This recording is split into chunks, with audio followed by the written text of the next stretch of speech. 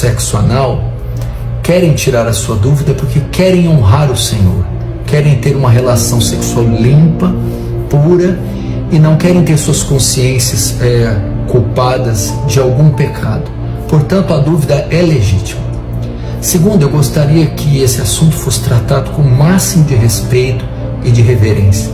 Infelizmente, a maioria dos pastores que aborda esse tipo de assunto, de tema ou de pergunta, o faz com muita irreverência, falta de temor e desrespeito.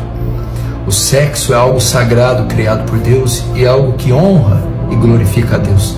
Portanto, deve ser tratado como tal. Sobre esse tema, você vai encontrar duas escolas e duas opiniões bem diferentes uma da outra. Uma vai dizer que é uma prática terminantemente pecaminosa. A outra vai dizer que não há amparo nas Escrituras para dizer que é pecado, colocando assim o tema em um grau de dificuldade ainda maior. Os que julgam que é pecado dizem que o corpo foi feito anatomicamente para a prática sexual ser realizada de forma extremamente limitada e adequada, ou seja, são apenas o intercurso ou encontro das genitálias. As genitálias foram feitas para dar e receber prazer, de modo que usar a genitália em outro lugar, em outra forma que não seja uma com a outra, configura pecado. Outros vão usar textos de Salomão, por exemplo, que vai dizer para se deleitar com os seios da sua mulher. Ora, sabemos que seios femininos são feitos para amamentar crianças. Logo, o que Salomão intenta com isso? Ele diz que há outras formas de ser usado isso. Ele diz que há partes do corpo que servem também para o prazer sexual. E é diante desse cenário que eu quero trazer a minha resposta. Com relação ao sexo anal, a Bíblia não deixa dúvida que é pecado, porque ele vai contra o uso natural do corpo, como está em Romanos capítulo 1. Portanto, a prática do sexo anal é de fato proibida nas Escrituras, comparada ao pecado de sodomia. Agora, com relação ao sexo oral, nós não temos aí textos muito claros a este respeito. Nós temos alguns que podem nos ajudar nessa pergunta tão difícil. Primeiro, em Hebreus capítulo 13, verso 4, o escritor diz: venerável seja o matrimônio, ou seja, digno de honra, honrado seja o matrimônio, o casamento, e o leito sem mácula, mas Deus julgará os impuros, os adúlteros. Significa que o ato conjugal, o leito, a intimidade sexual do casal deve ser livre de impureza.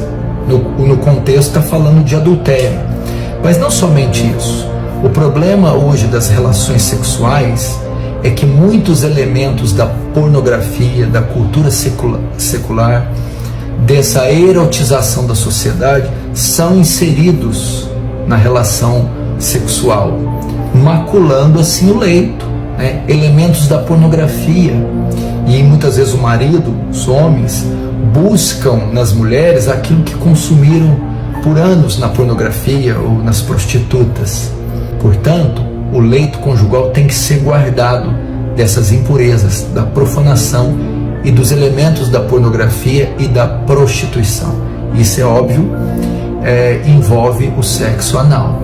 Então aí nós temos a primeira pista para lidar com isso. A relação sexual tem que ser pura. Mas quando vamos para o livro de Cantares e o livro de Provérbios, me parece que, principalmente Cantares, que trata da relação de Salomão com a sua noiva Sulamita, e há textos ali dedicados para a relação sexual. E os textos não abordam só a relação em si, mas mostram muitas preliminares, com carícias. E o livro de Cantares cita passagens falando da genitália masculina, feminina, dos corpos nus, de seios sendo acariciados, mostrando que a relação sexual não está limitada apenas à penetração, mas a carícias que envolvem outras partes do corpo. Se ele está falando da genitália masculina e feminina dos seios, que esses podem ser acariciados, beijados, então nos dá uma abertura para dizer que o sexo oral pode ser válido nesse sentido. Agora tem um terceiro texto que vai nos ajudar, e eu acho que ele é o principal. 1 Pedro capítulo 3 diz: vós maridos, coabitai com as vossas esposas com entendimento, dando ela honra como vaso mais frágil. Essa palavra coabitai quer dizer viver a vida comum no lar, o dia a dia, envolvendo relações sexuais. Então tenham relações sexuais com ela com entendimento, né? Com sabedoria, com graça, com amor, levando em conta que ela é o vaso mais frágil, ou seja, que não seja nada imposto, obrigado, agressivo. E o outro texto, então, para fechar isso, está em 1 Coríntios capítulo 7, uma parte é destinada à relação sexual, e Paulo vai ensinar o quê?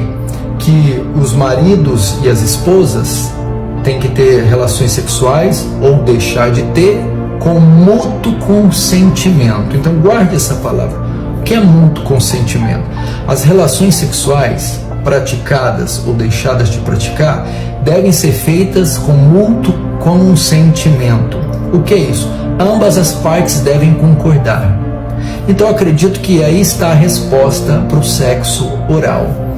É uma coisa espontânea, genuína, ambos reconhecem prazer nessa prática e ambos concordam, ou é algo que uma das partes impõe, obriga e coage a outra a ceder? Sendo assim, eu acredito que é pecado. Se uma das partes é obrigada, pressionada, coagida a fazer e só faz mediante a coação, aí configura pecado. Entretanto, se há consentimento de ambas as partes têm a consciência limpa quanto a isso, e ambas as partes entendem que isso melhora a relação sexual, isso leva a atingir o clímax do prazer, eu acredito então que não há problema nesse sentido. Todavia, é muito pessoal e muito particular, portanto eu diria que vocês devem julgar caso a caso, né? Isso deve ser pessoal, íntimo de cada casal. Espero poder ter te ajudado com essa resposta. Deus te abençoe, um forte abraço. Não se esqueça de se inscrever nesse canal, compartilhe essa mensagem com seus contatos e dá o like aí, que é muito importante para nós. Deus abençoe, um forte abraço.